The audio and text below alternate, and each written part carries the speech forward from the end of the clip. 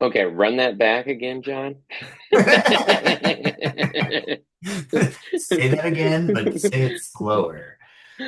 I mean, honestly though, right? It's If you true. were to reframe what you just said, though, like how has the game changed of how we build things in the So space? here, I'll tell you a story, okay? About 3 or 4 years ago, a couple buddies and I shouldn't say a couple, I should say I had a really good friend of mine whose family still own a funeral home in Ohio, okay?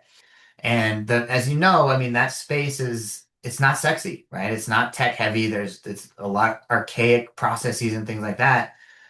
He approached me and he said, "Hey, dude, let's build a product for funeral homes." And sure enough, I was like, "Why not? Let's do it. Let's try it." So, myself as a designer, I knew a couple front end, a couple full stack developers who I was like, I pitched them an idea, I did a bunch of market research, and I said, "Let's do it. Let's go out and do it." So we spent about 8 months building a product, Mm. and doing some research, and we found that we didn't really validate the market enough up front that we needed to, and the product failed. Now, with fast forward 3 years, we have Replit, we have these AI coding platforms where I think vibe coding gets a bad rap for sure. But if you can wrap a business model around that and you are actually solving real world problems using a tool like Replit or Vercel or Bolt or whatever, one of these tools, it allows you to validate a concept extremely quick.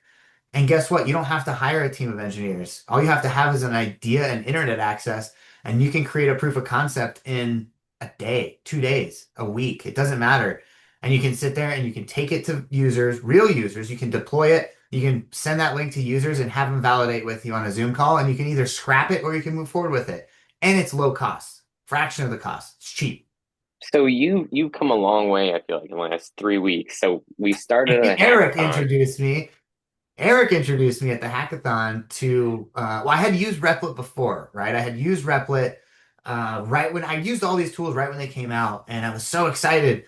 I tried to use Bolt initially, and I fumbled around with Cursor and trying to integrate with clerk authentication and Stripe payments for certain things, and it was breaking down. It wasn't working quite yet. And you know what? I sat back and I looked at the market and the industry, and I said, once one of these tools can figure out authentication and payments, it's going to be game over. It really is. And I think, you know, uh, fast forward to now, 3 weeks ago in Seattle, when you were like, "Hey, man, I've been using Replit and it's been pretty cool lately." And I was like, "Nah," I kind of brushed it off. I've used Replit. It wasn't that great. This is about 8 months to 12 months ago. And I saw what we were able to accomplish at the hackathon in 2 days, and I was blown away. And then I think Replit just recently released their authentication at the beginning of May, Replit Auth. So they make, integrating authentication extremely easy. The integrations with Stripe are extremely easy. It's really just come such a long way in such a short amount of time, and uh, I can't believe, how far it's come. And I'm only, excited yet kind of scared of how much it's going to improve over the next 12 months. I mean, Well, you said we were talking about this earlier. You said you were scared, and you were like, "Man, I think the career of the designer might go by the wayside," which I actually kind of disagreed with. I had a little bit different take, I think, on that. But like, tell me a little bit about, I guess your back. You've a lot of experience as a designer. You've used these tools.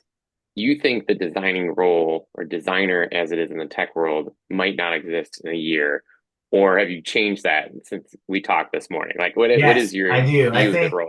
I think the whole role of a designer being like heads down in Figma and pushing pixels, and I think there is a place for that. And but I don't see that, I don't see that being where like the innovator, discover and explorer of design in that mindset will be in a year, even now. I mean, like, I think if you have the founder mindset and you want to be a founder, you have an idea for something, it's not going to start in Figma. It's not. It's going to start in one of these tools like Replit, like Vercel, like Bolt, right? It's going to start there.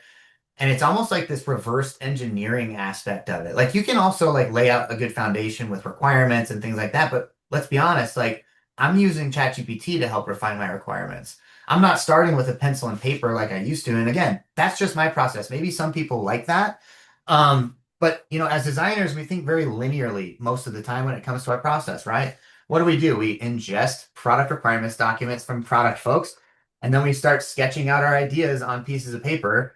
Um, that then transform into a high fidelity design at the end of the day. I think the days of that are gone. I do. I think, again, from an innovative, like startup, single person company perspective, like the Figma thing is done. I think where we're at now is like, again, like I said, building out POCs extremely quick and validating ideas that founders can be made in a day, 2 days, and you can scale it up. You can see if you prove out your business model early, so you're not wasting a bunch of time and money on developers like a funeral home business that's going to end up flopping 12 months later because you spent a lot of time and money on engineering and you're drained, right? You're tapped out. You're like, I don't want to do this anymore. I want to focus on something that is validated, that's quick, and that I can do by myself, right? Or with one other person.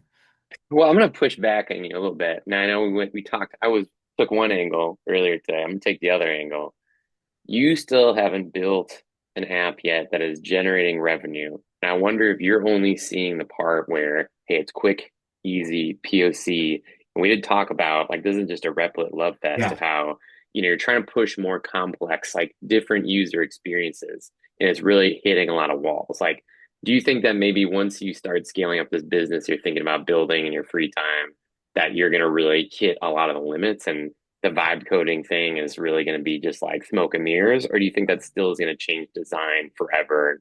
How it is like, is there an enterprise grade design that's like Yeah, it is still going to be writing a pen and paper and type thing, great, or great. Yes, I hear you. I think, personally, where I see, look, at the end of the day, a piece of software is only one aspect of a business, right? What are the other aspects of a business? We have different channels, right? You have sales, you have go to market, you have support, you have QA, you have, finance, right? You have all these different functions within a business. And software, creating a piece of software is just one of those pillars, right? There's other things that like a team of one or a team of two that they have to figure out how to do that and then base that around their strengths and weaknesses. Like I'll give you an example. The way that I was thinking about bringing these products to market, because I have a full-time job, because I'm a builder and I'm wanting to focus on so many different things, I don't have time for sales. I don't. I can build a great piece of software, but in my mind, I know that a business isn't run just by a piece of software, right? It's run mm-hmm. by these different things. And so I'm in touch with virtual assistants right now that are in the Philippines that cost me $6 an hour, $7 an hour, and I direct them and tell them exactly what to do. Right. So I have those, or I will have those virtual assistants out reaching out to my prospective clients in a very specific demographic, geolocation, specifically in the US, that will reach out to them and book demos for me so that at the end of the day, I'm not out calling these individuals or emailing them, but my virtual assistants are that are, again, low cost and that I can get spun up on my product quickly so that when I hit those meetings with those business owners, I can get in front of them with a demo of a product that they already know kind of about. And then so I can focus on closing the deals, closing those sales versus going out and generating leads. So it's all about using the tools at your disposal to help automate those lines of your business. Yeah, I love that. I think that more and more people, we talked about the product manager, engineer, designer role probably compressing in Yeah. the people that can use those tools efficiently and not just be like, hey, I have the horsepower to do all this work, but maybe just like putting the process together and let it work for you. I'll have you back on the show when when you have scaled this business and you're pulling in 20K a month and you can walk us through the pieces. I don't know if you've got a plug for that, or even I know you're a veteran if you want to give a That's shout out right. to the Mhm. veterans of how they get Yeah. to, designer extraordinaire that's vibe coding. Like, what's your last kind of words here? Like, do you have any parting words of advice? Honestly, yeah, like it's the barrier to entry is so low. And that's the cool part, right? Is like before it used to be like, doesn't matter, a truck driver, a school teacher, doesn't matter who it is, back, even a year ago, 6 months ago, that person had an idea, man, like I wish I had this thing that could help me automate my workflow, my business, right? And the truth is, 6 months ago, it would be really hard. You'd have to source an engineer maybe on Fiverr or Upwork or something like that. Then they're going to charge you $100 an hour if they're worth it, if they're good. But how are you going to know if they're good? Because you don't really know the industry, or a designer, or a product manager, or a salesperson to actually go sell your product. Now the barrier to entry is so low, right? You fire up Replit. I don't want to plug Replit too hard, but you fire up Replit, you sign up for an account, and you can actually see the value right there of a proof of concept. And even if it's a tool that you're using for yourself to automate your workflow, I bet you that other people have those same problems that you're experiencing. And so they could probably benefit from your product, right? And so like again, I think the barrier to entry is so low from a, technical knowledge perspective. Like someone doesn't have to have the technical expertise to build a simple tool now that can help automate their workflow and everybody else's workflow around them. So Nice, dude. Well, hopefully this gets maybe more than 30 views, but maybe we can get Replit to give us some credits, or I don't know. We'll have to see, man. Next call will demo the product and hopefully like an entire workflow, right? We'll talk about the marketing site, price modeling, integrations. We'll talk about how much of a pain in the ass Replit can be, right? Because there's definitely gaps that need to be filled on the Replit side, but there's a lot of things that are cooking in the works, and I'm excited to show them. Vibe coding gets a bad rap, I feel like, though, right? Like, oh, what kind of cool stuff can you build with, just vibe coding? You don't know how to code and this and that. And it's like, hey, if you have a real business problem that you're trying to solve, we can do it, right? You can do it. So, Hell yeah, brother. hell All right, yeah, we'll end brother. on that. Subscribe, like, share, and Right. we'll Mash do the more of like these. button.